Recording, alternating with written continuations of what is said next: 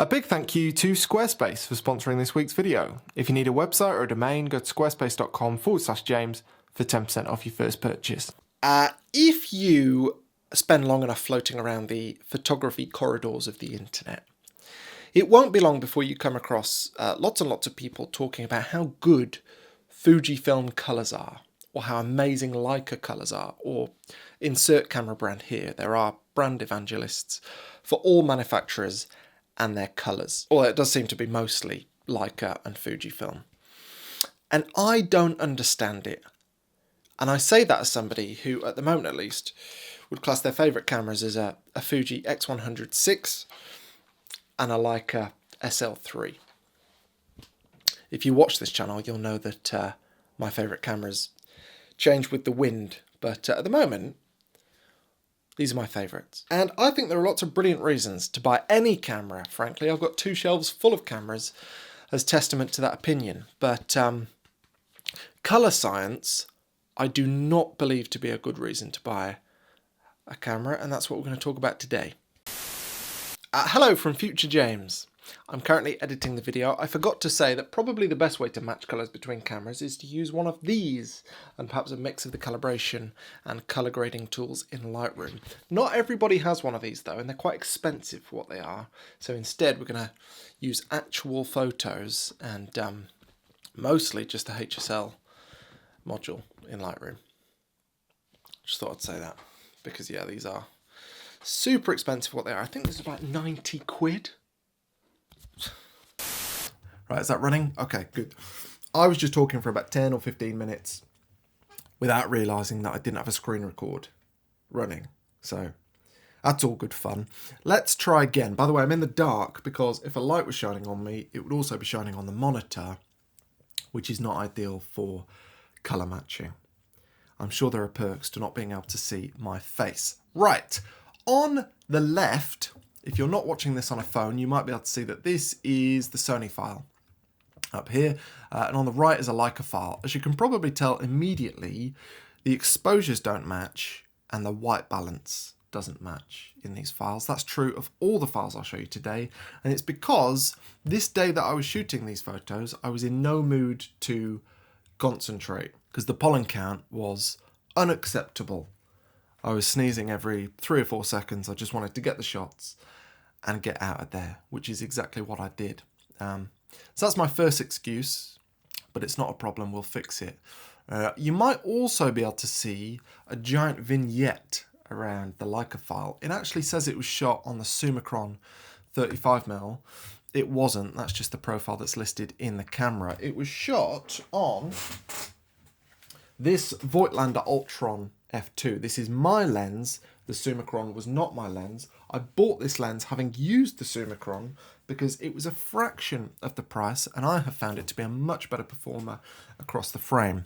The Summicron is a very expensive lens, but it was designed in 1996, and I think it shows. So I'm very happy with that Voigtlander, but as you can see, it does vignette. So let's fix that with some profile corrections. And no, it wasn't a Summicron, it was a Voigtlander.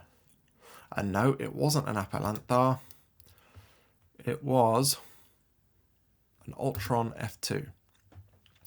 There we go. Okay, so to get these files matching, let's start with the exposure. Yeah, somewhere around there. And then we can adjust the white balance, something around there. I mean, that's very, very crude, but basically they look quite similar now.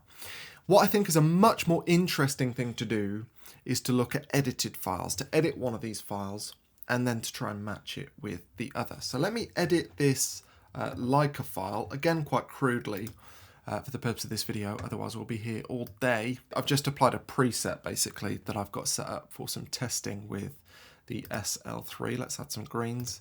Let's increase the tint, something like that. This very clearly is not going to be a portfolio photo. I think it's a portfolio worthy scene, but not in these conditions. But for the purposes of this, I'm just aiming for something that I don't find too horrific. Let's add some saturation in the blue. Okay, let's make this like a file, the reference photo, and let's put the Sony file on this side, and let's try and get this Sony file to look something like the Leica file. They're also not really framed the same. I tried to shoot them at the same focal length, but I did, actually. They're both 35, but somehow I've not managed to stand in the same place. Or they're not exactly the same at 35. I don't know. It doesn't really matter for the purposes of exploring colour. So I'm just going to reuse this Leica trial preset, and that looks horrible. Let's take down the temperature. Something like that. Let's take down the exposure a bit. Let's take down the tint. And that does quite a lot of the heavy lifting. Let's take a look at the greens. Add some life into the greens. Take down the luminance of the green. Something like that. Might need to take down the luminance of the yellow also. Okay, let's look at the blues. These photos are not exactly the same size. The Sony file is 50 megapixels. The Leica file is 60. And they're also framed differently. So yeah, again, this is not scientific. But let's try and match the blues. Luminance. Touch higher. Hue. Okay, I'm happy with that. Oh, glaring error with the Sony file. Look at this horrible vignette compensation, which is not needed because a Voigtlander profile is selected, because I've had that selected for this preset. Where's Sony? There we go. Okay, that's quite quick and dirty, but can you tell a difference? Would you be able to say which is a Leica file and which is a Sony file? I wouldn't put my house on it, to be honest. I wouldn't put my lunch on it. Let's take a look at the Fuji, and yes, ditto my previous comments on exposure, particularly. Right, let's apply this preset. Let's make sure a Voigtlander lens is not selected, and that looks horrible. Let's boost the exposure. Let's adjust the white balance.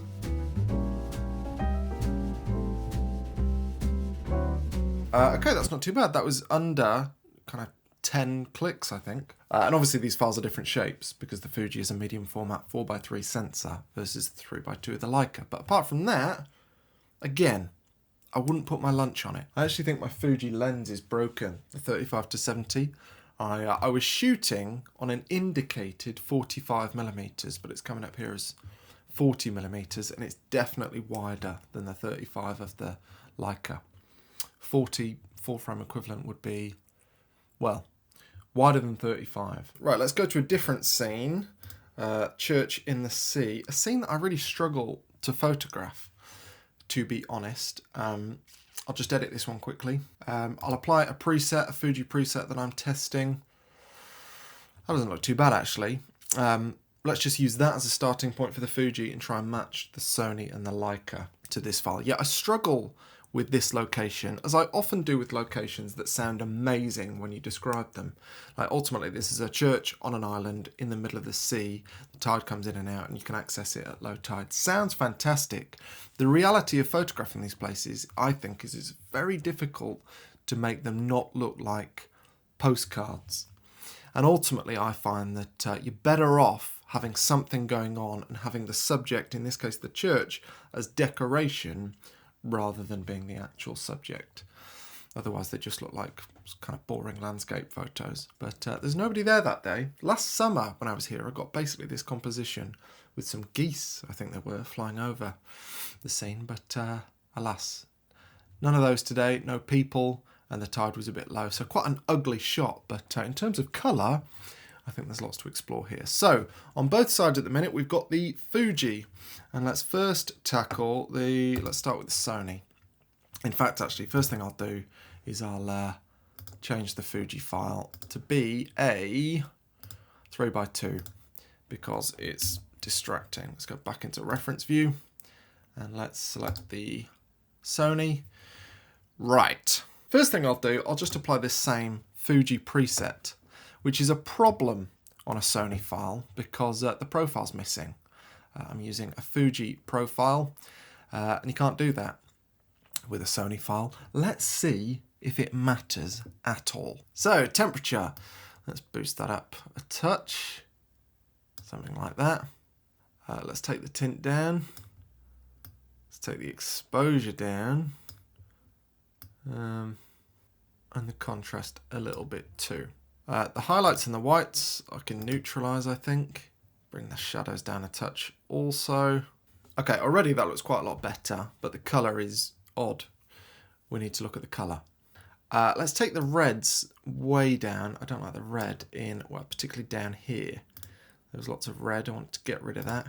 Let's move up the orange.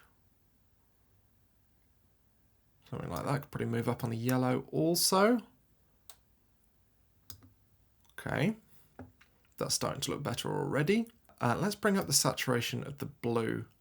I want the blues higher in the sky. Okay. Now the hue of the blue in particular needs fixing. Let's neutralize that. Let's make what reds we have left more orange. Let's make the oranges a touch more yellow, somewhere around there, and the yellows a touch more green. Okay, luminance, up the reds, whatever is left, up the oranges, touch. Reference view is just so good. Okay, I'm pretty happy with that.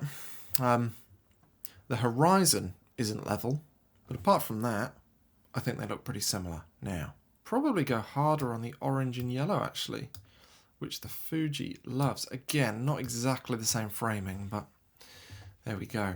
Okay, let's try and do the same thing with the Leica.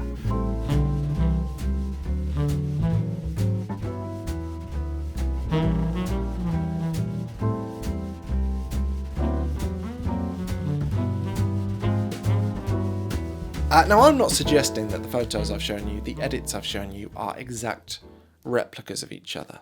As I say, they're quick and dirty edits. There are differences in the shots themselves. They were taken typically a minute or two apart by the time I've put one camera down and picked another up. The light has changed in that time. The field of view is different. There are differences, there's no doubt about that. What I'm hoping to show in this video, or demonstrate to some extent, is that there are no insurmountable differences between a Fuji and a Leica and a Sony, or any camera really. And these brands, they don't have access to some kind of secret colour palette that the other brands don't. And they'll all try and convince you that their colours are the best, but ultimately they're working in pretty tight parameters. Because ultimately, if you go out with your new camera and test it and it turns out that the sky looks green and the ocean looks red, you're going to be making a pretty angry phone call to them. So to a large extent, they all have to look very, very similar in their output when it comes to colour. Now, I made a video last year where I went out with a Hasselblad, a Leica and a Sony, a similar video in some ways. In fact, I went to that first location. But in that video, I wanted to find out what differences there were between each of the cameras if I didn't use the other cameras as a point of reference. And there were indeed differences in the final edited results.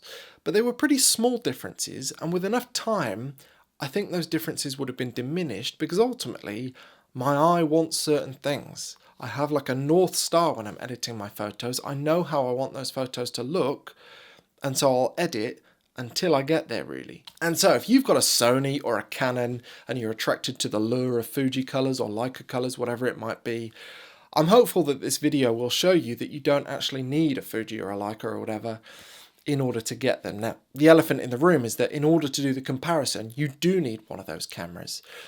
But you don't need to own one, you just need to rent one for a few hours. And in the UK, you can rent a medium format Fuji for free from House of Fuji for a day or two. That's plenty of time to be able to go out with it, take loads of pictures with it, take loads of pictures with your normal camera, and then spend a decent chunk of time in post working on some presets that will render the files from your camera much like a medium format Fuji, if that's what you're after. And yeah, same thing with a Leica or a Hasselblad, whatever it might be. You don't need to own one of these cameras in order to benefit from the colour science of these cameras. You just need one for a couple of hours, really. Now, I mentioned at the top that I think there are good reasons to buy cameras, and I don't think it's colour or files or anything to do with the sensor now, really. Which of course begs the question, well, what is it about a camera that makes it worth buying? Well, ergonomics, basically, which is something I've talked about a lot on this channel before. But this SL3, I love the feel of it. I love the fact that it's all metal and feels like a tank. I love the fact that it's cold when you pick it up. I love the fact that the dials are plain. I love the simplicity of the menus. And ultimately what I'm looking for in a camera these days is if I'm looking out the window and I'm on the fence about whether or not to go out and shoot, I want my camera to nudge me out the door. And if it's a camera I enjoy using, it's going to do that. Now, of course, most of us, as photography enthusiasts, we don't need a nudge out the door. We enjoy photography, we want to go. But that 1, 2, 3% of the time that you do need a nudge, having a camera that you enjoy is really quite useful, because some of those times you might get photos that you really like. And I would suggest that those photos that you get that you really like has nothing to do with the camera's colour science. Also, I should say, I'm no Leica fan, typically. I've had an M11, I really didn't like it. I didn't like the Q2, I didn't really like the Q3. I had a Q3 43, I didn't get on with it. Then I didn't expect to like this, but I really do. So there we go.